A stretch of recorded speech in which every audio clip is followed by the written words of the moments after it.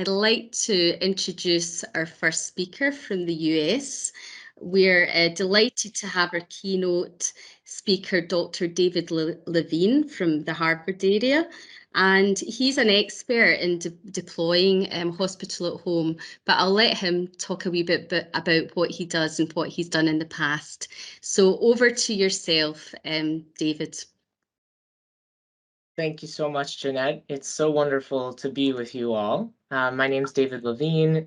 Really just a pleasure to be helping kick off this DigiFest and the entire center that you all are running. I'm very excited to see where you all go with it. And I'm a primary care physician in Boston and a researcher. I also direct our home hospital program at Brigham and Women's Hospital and Harvard Med School. I mostly do research in advanced home-based care and in home hospital care and in rehab at home care, all of which usually involves some digital health along the way. So really just happy to kind of give an intro, hope to spice up some questions for our kind of plenary and panel discussion that we'll have afterward, and just really excited to be here with you all. Just a couple quick disclosures here. And so really 4 very quick objectives. I don't have very long to speak with you, but we will hopefully help you describe the home hospital care model, which Jeanette already really nicely laid out an international perspective on that. Describe the evidence base for it a little bit if you're not quite sold on it yet. Want to explain kind of the regulatory frameworks that actually have come into play very recently in the US, potentially seeing how those could fit across the ocean, and then describe some home hospital lessons from COVID as well, very briefly. So again, for the clinicians on the call, as well as many people who have endured hospitalization, we all know that there are a lot of problems with hospitalization, right? There are a lot of unintended clinical consequences. So for example, in the US, 20% of older adults will suffer from delirium while they're hospitalized, and 1 in 3 older adults will lose functional status that they never regain. And then 1 in 10 of all Americans who walk into an average American hospital will have some sort of an adverse event, whether that's a hospital-acquired condition, a fall, a medication error. 1 in 10, right? We would never walk onto an airplane if 1 in 10 times something bad happened, but we walk into hospitals all the time. And so we have to remember lots of unintended clinical consequences. There's also really poor inpatient access in the States, unfortunately, even though it seems like we have a hospital on every corner. So in my hospital, we're at over 110% capacity today. We have a 12-hour wait from the time you walk into the emergency department to the time you get your disposition. And then it's actually the most expensive care setting you could possibly imagine. We have, it's cheaper to go to the Four Seasons than it is to go to our hospitals. And so home hospital is set to ameliorate all 3 of these problems. It doesn't fix them entirely, but it's set to ameliorate all 3 of them and really try to transform the concept of getting the right care to the right patient at the right time in the right place. And so if we had ICU care all the way on the left, and we had really kind of very low intensity things like telehealth and maybe home health visits all the way on the right, home hospital sweet spot is right in where you'd normally consider a patient who requires medical floor care, the general ward, let's say. And we want to take those patients who don't need ICU level care, but who need general ward care and deliver that care at home as a substitute. And it's about changing the paradigm from I don't feel well, I go to the emergency department, to I get hospitalized, to instead I get home hospitalized. And so I usually like to think about there being 3 different models for this. There's more, but in general, we like to think of the best definition as home-based provision of services usually provided in the acute inpatient setting. And sometimes it's helpful to think about what home hospital is not. And I recognize there's all sorts of different terms for these things. But in the US, we would think of home hospital as not as home health, right? Home health is a much more lower intensity service where community nurses come to your home maybe a couple times a week to do checks and things like that. So it's not home health. It's not home infusion. It's not just the simple provision of IV medications either. That also can be done in an ambulatory outpatient setting.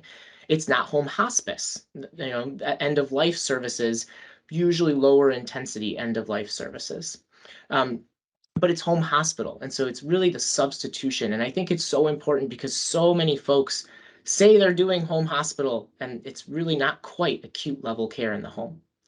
But in any case, there are three models here. There's really the transfer to home model, where the patient has been in the hospital for something like 24 hours or more. They need more acute care time. And instead of getting that acute care time in the hospital, we transfer them home with our special team to deliver the care at home. Then the model in the middle there is substitutive with the emergency department, meaning the patient comes from their home to the ED, they get their triage, their diagnosis, their first round of treatment, they need more hospital care, and we deliver the rest of their care at home. And then finally, the last model is substitutive without the emergency department. And that's where the home hospital team pushes directly to the patient's home. They never touch the emergency department or the hospital, and we deliver them their acute care. I have dotted lines around the model on the right because that's actually the model that my team and most teams in the US have the least amount of experience with. We almost always start episodes from a brick and mortar institution, at least with an emergency department workup. And we can talk about that in the Q&A, lots of pros and cons to that model. But just to put it out there, kind of the pieces that I see as fitting in to the home hospital care model is at least 2 daily nurse or paramedic visits a day, right? 2 touches in the home, 1 daily doctor visit, that could be by video or in the home, the provision of IV medications, respiratory therapies that normally would be in the hospital, remote vital signs monitoring that you'd normally expect in the hospital, diagnostic testing in the home, including both imaging, which I know Daniel Lasserson will talk about, as well as point of care laboratory assays, and then 24/7 availability. Every single day, any time of day, a person can be in your home to respond to an urgent acute need. So what kind of conditions can we treat in home hospital? And really the answer right now is it's the sky's the limit, but bread and butter of internal medicine are really our diagnoses. And so we treat things like cellulitis, complicated UTI, pneumonia, exacerbations of heart failure, exacerbations of asthma and COPD, and a host of other diagnoses, right? Other cardiac diagnoses, diabetes and its complications, even some very advanced end-of-life pathways. And in the US, we think of these in diagnosis-related groups, which is how we pay for hospitalization. And we've now cared for over 75 DRGs and counting. So that's really the care model. I want to move on very quickly to the evidence base. And I'll be a little bold, and you all know I'm a little biased, but home hospital, I think, may be the most evidence-based health service delivery innovation that's out there. And you may say, that's not possible, David, come on. But I would ask you, is there a randomized controlled trial for a step-down unit that you may have in your hospital, or even an RCT for the ICU level care that you might provide? And I'm not aware of them. I'm not aware of RCTs for home health care either. And so yet we have dozens of RCTs for home hospital care from around the world over the last 30 years. And so I really do think that this is probably one of the most evidence-based health service delivery innovations that we have.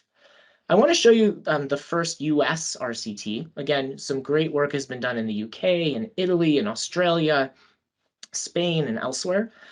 We did the first US randomized control trial, and I just want to show you again to hammer home the concept and how we did it. Our patients started in the emergency department. The decision was made to admit them to the internal medicine or cardiology service. And if they met our home hospital criteria and agreed to enroll, at that point, we would randomize them, right? And so we're in their room in the emergency department. We open up an envelope, and the envelope says, you stay here in the hospital or you go home. And so some people said, hip, hip, hooray, and they went home and, out deployed our nurse, our physician as needed, our physios, our home health aides, and all of the treatment modalities that you'd expect in the hospital. And just to show you some highlights from this paper we published just last year, essentially markedly decreased utilization during the home hospitalization. So 3 lab orders per admission versus 15 lab orders in the hospital. 14% of patients at home versus 44% of patients in the hospital received imaging during admission. And 2% received a consultation at home versus 31% in the hospital. Didn't see any big changes in hospital-acquired conditions, pain scores, high-value and low-value care quality metrics, and 0 patients got transferred back to the hospital during the randomized control trial. And because we biometrically monitor our patients with continuous monitors, we actually were able to show an extremely improved physical activity. So 32% of the day versus 66% of the day in the hospital, people were lying down. And the clinicians on the call know, what do you do when you're in a hospital? You lie down in bed. But that's not the case when you're hospitalized in your home.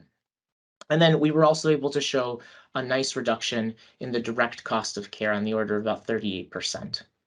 And then after home hospital, we were also able to show continued decreased utilization. I didn't actually build this randomized controlled trial to show reductions in 30-day readmission. It turns out it's a fantastically effective tool to reduce 30-day readmissions. And so 7% of our patients at home and 23% of our patients in the hospital ended up readmitted at 30 days, about a 65% relative reduction.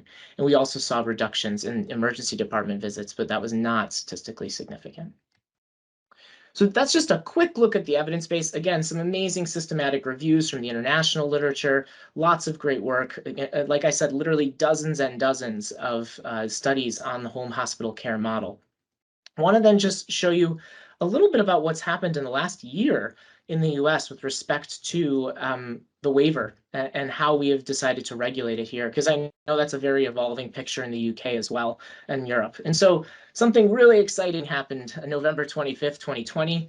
I was very lucky to participate with our Centers for Medicare and Medicaid Services, or CMS, which is our major government payer, because we were able to put together a very nimble team, and in the span of about 2 weeks, we're able to put together an emergency waiver, which essentially allowed the government to pay for home hospital care for the first time as a DRG. And so here's what they said. They said, if you can abide by these conditions of participation, we will pay you for home hospital care.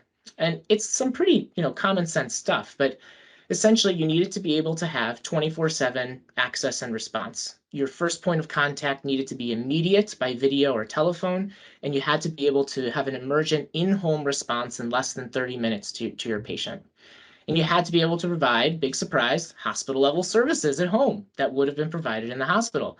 And, very nicely enumerated: pharmacy, infusion, respiratory, diagnostics, monitoring, transport, food, and durable medical equipment.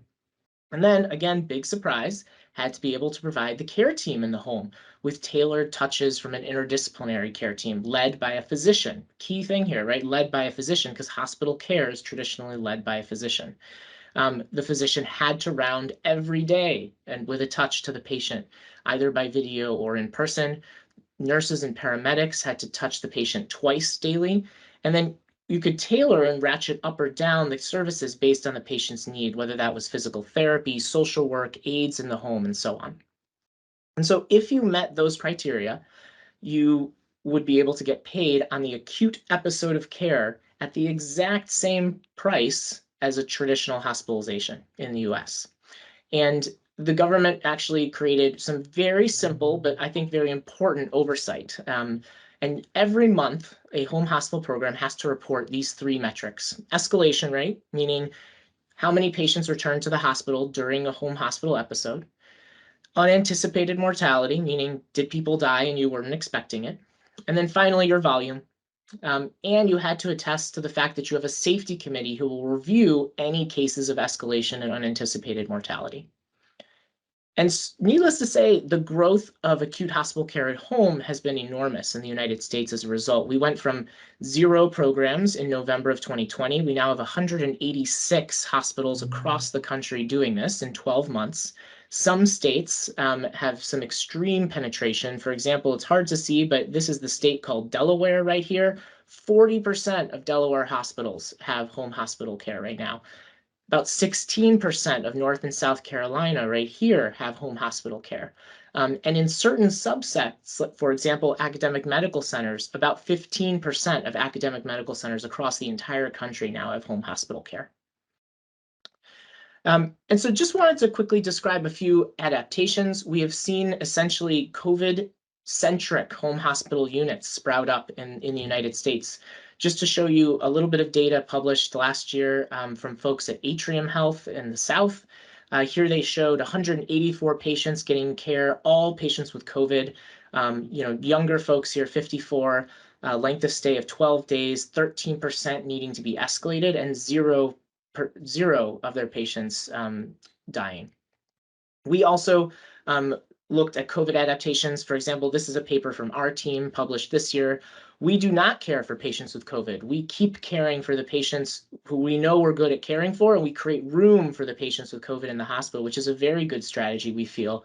But in the first surge in the Northeast really hit Boston hard. And our tiny team at that time, one physician, two nurses, and a mobile integrated health paramedic, were able to create 419 bed days in the span of just 3 months, with a 3% escalation rate and no mortality. Compare that in the bottom right to the field hospital in Boston. The field hospital in Boston that required hundreds of providers to be onboarded and only cared for about 450 patients or so.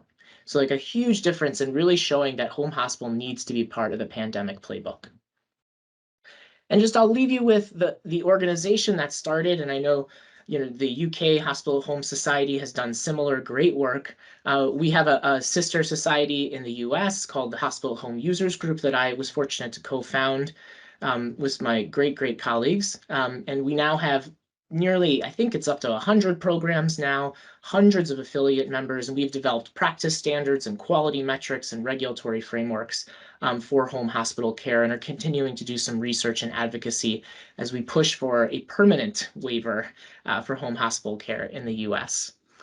So again, I'm super delighted to be here with you all. I really thank everyone for having me. Just want to leave you with the concept that I very firmly believe that reimagining the best place to care for acutely ill adults holds enormous potential, and that if we really marry digital health technology with the right people in the home, we have an outsized opportunity to have a really nice agile restructuring of how we deliver care. Email is in the top right and my handle there. Would love to have anyone reach out, and just delighted to be with you all and look forward to